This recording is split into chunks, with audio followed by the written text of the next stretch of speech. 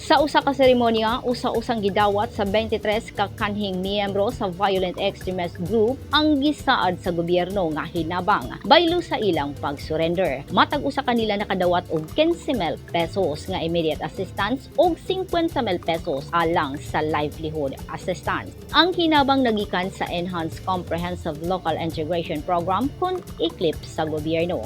Kay kwalipikado sila nga modawat sa programa. Gihimo ang distribusyon sa headquarters sa 101st Infantry Free Red Arrows Brigade sa Philippine Army sa Barangay Tabiawan, Isabela City, Basilan. Mahirap po. Ngayon, pinag-try ko noon sa kanila. Yung kaya na makasama na yun.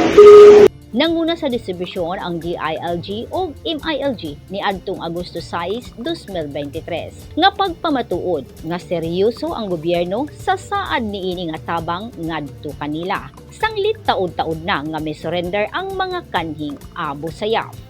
Yung program ng government para bigyan natin ng assistance yung mga nagbabalik loob.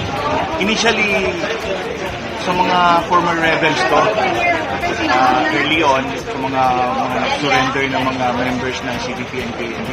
Pero dahil nga para mabigyan din natin ng maukulang pag-recognize dito sa mga former violent extremists na itong mga dati dito sa areas ng Mindanao, yung mga Abu Sayyaf, kinover na rin sila nitong ICLIP.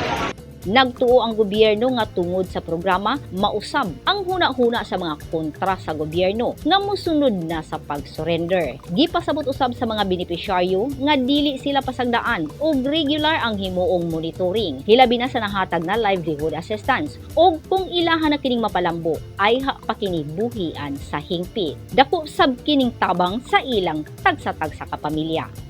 Masaya kami from the AFP side, sa mga kasunduluhan. Masaya kami na first time mag-distribute tayo ng mga packages, assistance packages sa kanila.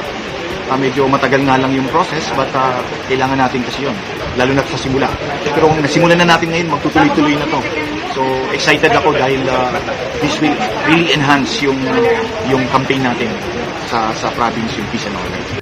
Pinaagi sab sa ICLIP, maangko na unya sa hingpit ang gihandom nga tinud-anay nga kalinaw sa lugar. Grace Alcunaba, Newsline Philippines, Basilan. Stay safe.